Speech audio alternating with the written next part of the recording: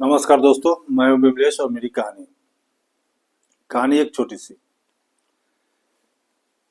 एक बच्चा हर दिन एक एक रुपये का सिक्का लेकर के दुकान पर जाता और पूछता कि क्या आपके यहाँ ईश्वर मिलेंगे।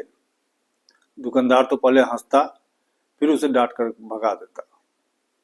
प्रतिदिन का यही काम था। वो दुकान पर जाता सिक्का लेकर के और कहता कि क्या आपके यहाँ ईश्वर मिलेंगे।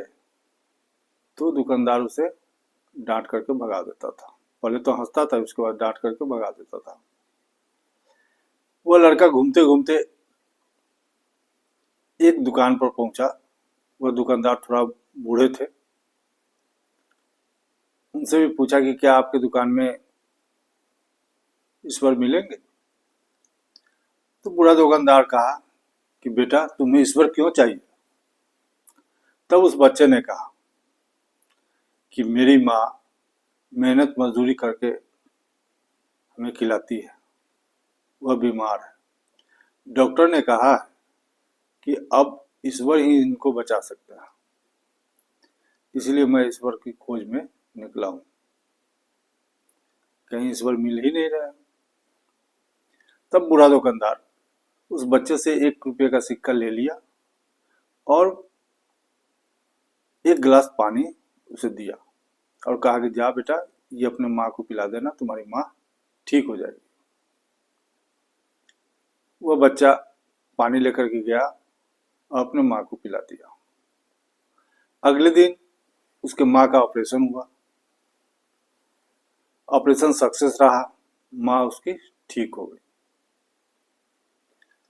जब अस्पताल से छुट्टी होने का समय आया तो डॉक्टर ने अस्पताल का भारी भरकम बिल उसे थमाया।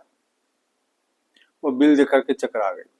तभी डॉक्टर बोला, घबराइए नहीं, आपके जो ऑपरेशन में या हॉस्पिटल में जो खर्च हुए हैं, एक सज्जन ने उससे चुका दिया है और एक चिट्ठी दी है जो आपके लिए है।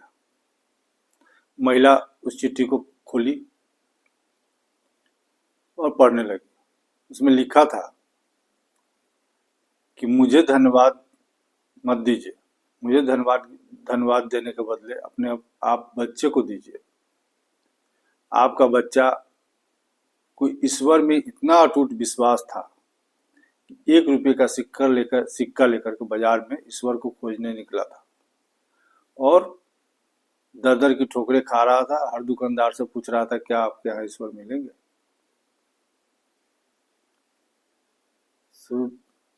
अपने बच्चे को ही धन्यवाद दीजिए। ईश्वर भगवान का रूप होता है। नमस्कार दोस्तों, कहानी छोटी सी थी। अगर अच्छी लगी हो तो लाइक और सब्सक्राइब जरूर कीजिएगा।